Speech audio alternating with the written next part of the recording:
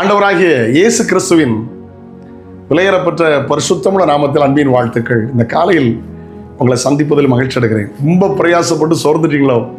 ஹல்லேலூயா.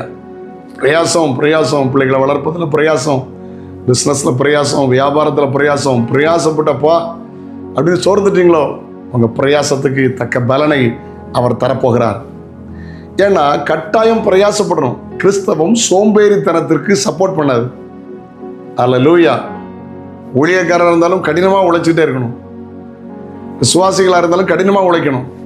ஆமென். பிரயாசப்படணும். ஏன்னா வேதம் சொல்கிறது பிரயாசப்படுகிறவன் முந்தி அதன் பலனை அடைப்பான். வேதம் சொல்கிறது, கர்த்தர் சொல்கிறார், அன்பின் பிரயாசத்தை அவர் மறந்து விடுகிறதுக்கு அநீதி உள்ளவர் அல்ல. 1780 ஜூலை மாதம் இங்கிலாந்தில் ராபர்ட் ரைட்ஸ், அதாவது 1980 ஜூலை மாதத்தில் ராபர்ட் ரைட்ஸ் என்கிற ஒரு மனுஷன் 75% செய்த காரியம் பேசி அமைக்கப்பட்டது. ஏன்னா இங்கிலாந்தில் அன்னைக்கு நிறைய அகதிகளங்க இருந்தாங்க. 18 மணி நேரம் வேலை வாங்கினாங்க. ஞாயிற்றுக்கிழமை மட்டும் லீவு. அந்த ஞாயிற்றுக்கிழமை பல பாவங்களுக்கும் அவங்க ஈடுபட்டிருந்தார்கள். இந்த ராபர்ட் ரைஸ் நண்பரோடு சேர்ந்து என்ன பண்ணார் தெரியுமா? அவங்களுக்கு போய் வசனம் சொல்லி கொடுத்தாங்க. ஒரு சமையல் அறை தான் கிடைச்சது.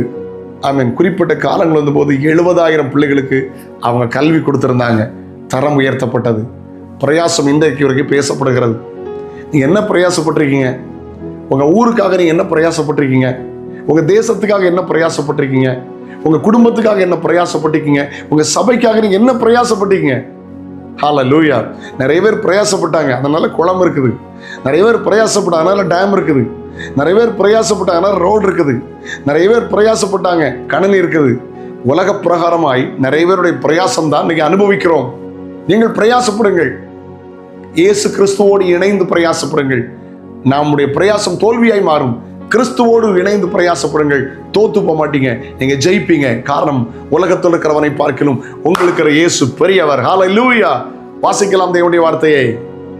1 கொரிந்தியர் 15:58. ஆமென். ஆகையால் எனக்கு பிரியமான சகோதரரே, கர்த்தருக்குள் நீங்கள் படுகிற பிரயாசம் விருதாவா இராதென்று அறிந்து நீங்கள் உறுதிப்பட்டவர்களாயும் அசையாதவர்களாயும் கர்த்தருடைய கிரியையிலே எப்பொழுதும் பெருகிறவர்களாயும் இருப்பீர்களாக. ஆமென். கிறிஸ்துவோடு சேர்ந்து பிரயாசப்படுங்க. கிறிஸ்து இல்லாம வேண்டாம், பிரயாசம் வேண்டாம். ஏசப்பா உங்களை ஆசீர்வதிப்பார். பிரயாசத்தை வாய்க்க பண்ணுவார். நன்மை கிருபைகளை தொடரும். ஜெபிக்கலாமா? தகப்பனே, இயேசுவின் நாமத்தில் ஜெபிக்கிறோம். நீங்க இல்லாம பிரயாசப்படக்கூடாது. மோடு இணைந்து இன்னும் பிரயாசப்படட்டும். பிரயாசத்துக்குள்ள பலன் வரட்டும். வறுமை தரித்திரங்கள் மாறட்டும். செழிப்பு ஆசீர்வாதம் வரட்டும். இயேசுவின் நாமத்தில் பிதாவே. ஆமென். ஆமென். நாளை உங்களை சந்திக்கிறேன். அது ஒரு ஆண்டோட கிருபை உங்களை தாங்கட்டும். God bless you. Have a nice day.